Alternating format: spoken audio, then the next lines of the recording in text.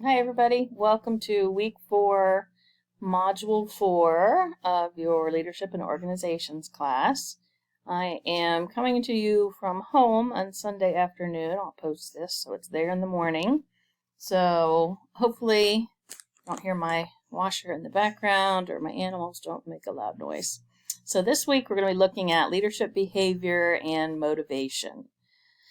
So for those of you who are in leadership positions or team positions, you know what it's like to try to motivate other people to do what you want them to do. So motivation is not something you can actually do to someone. It's something you have to create an environment or create a situation where people are motivated to exert effort towards your goals or towards the organization's goals.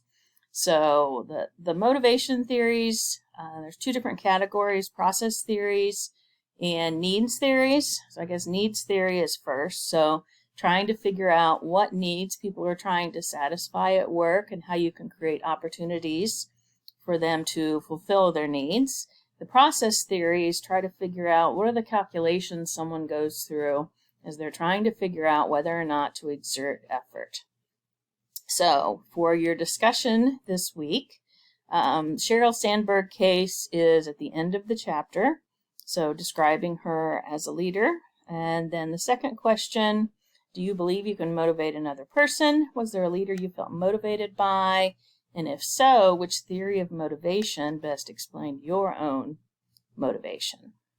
So again, post your initial discussion post by Thursday night and respond to 2 others by Sunday night. There's a quiz again, open book, open note, 60 minutes. You can take that 2 times. Whoops, that's not in your version. Nope, that one's not in yours either. Okay, so I've started adding at the end of each module the section for your final paper. So your final paper, like your final, instead of a final exam, includes an analysis basically from each of the chapters. So I'm trying to include those here. As you work through the assignments for each chapter, you can get that piece of your final paper done. So have a great week. Let me know if you have any questions.